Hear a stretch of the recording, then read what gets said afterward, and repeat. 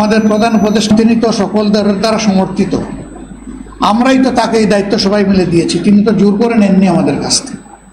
সেনাবাহিনী আমাদের গর্বিত সেনাবাহিনী, ইতিহাসের গুরুত্বপূর্ণ বাঁকে তাদের অনেক মর্যাদাপূর্ণ অবদান রয়েছে। বাংলাদেশের স্বাধীনতা আন্দোলনের মধ্য দিয়ে আমাদের এই সেনাবাহিনী গড়ে উঠেছে। কোনোভাবে কোনো কার্যক্রমের মাধ্যমে কারো কোনো পদক্ষেপের মাধ্যমে আমাদের এই গর্বের প্রতিষ্ঠান বিতর্কিত হোক, এটা আমরা চাই না। আমরা চাই যে এই প্রতিষ্ঠানের মর্যাদা অক্ষুণ্ণ রেখে তারা দেশ এবং জাতির সেবায় তারা নিয়োজিত থাকবেন। এতেই দেশের গৌরব, সেনাবাহিনীরও গৌরব। আমরা আমাদের সেনাবাহিনীকে সেই গৌরবের জায়গায় রাখতে চাই এবং এই জায়গা কেউ ক্ষতিগ্রস্ত করবেন না সেই দিকে আমরা আশা রাখতে চাই।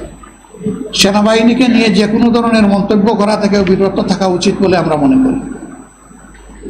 এই বিষয়টা একটা দেশের সার্বিক নিরাপত্তার সাথে সংশ্লিষ্ট।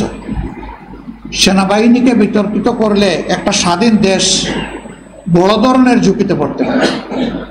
আমরা সেই সমূহ বিতর্ক থেকে আমাদের প্রিয় গর্বিত সেনাবাহিনীকে আমরা মুক্ত রাখতে চাই।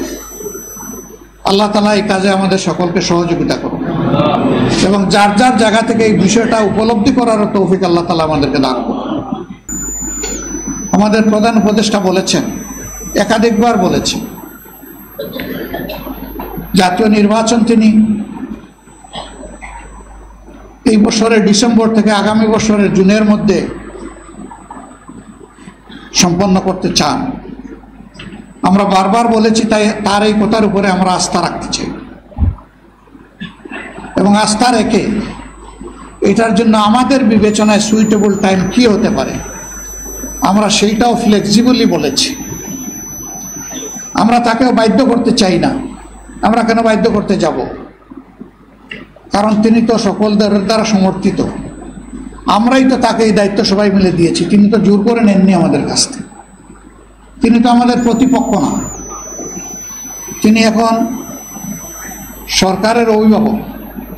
এ দায়িত্ব সকল রাজনৈতিক দল এবং অংশীজন স্বেচ্ছায় আমরা তার উপর রোপণ করেছি। আমাদের দায়িত্ব তাকে সহযোগিতা করা তার সার্বিক কাজে।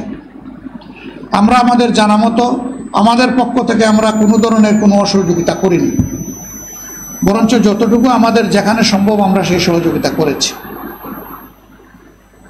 অন্যান্য রাজনৈতিক অংশীজনের প্রতি, সংগঠনগুলোর প্রতি আমরা আহ্বান জানাই যে এই সরকার যেহেতু আমাদের সকলের সরকার, আসুন আমরা সবাই মিলে তাকে সহযোগিতা করি। সবাই মিলে যদি সহযোগিতা করি আর সরকারও যদি স্বতঃস্ফূর্তভাবে আমাদের সহযোগিতা গ্রহণ করেন, তাহলে আমরা মনে করি যে সমস্যা যাই সামনে আসুক সমাধান তার অতি সহজ।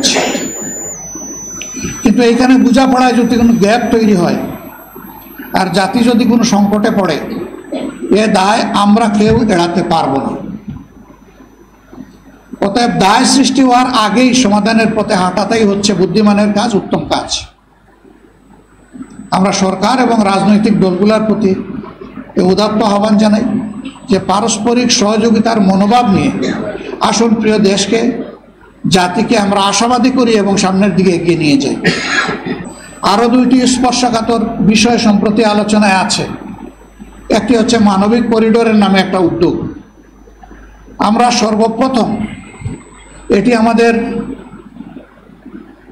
নলেজে আসার সাথে সাথেই আমরা বলেছি এর সাথে জাতীয় নিরাপত্তার বিষয় জড়িত।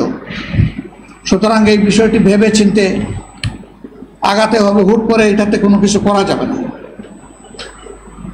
এখন দেশে পার্লামেন্ট নাই, একটা অন্তর্বর্তীকালীন সরকার উপদেষ্টা পরিষদের মাধ্যমে পরিচালিত হচ্ছে। উপদেষ্টা পরিষদ মেনে নিলাম যে তারা মন্ত্রী পরিষদের বিকল্প, কিন্তু পার্লামেন্টও নাই। সেই পার্লামেন্টটা হতে পারত জনগণের প্রতিনিধিত্বকারী দেশপ্রেমিক সংগঠনগুলো।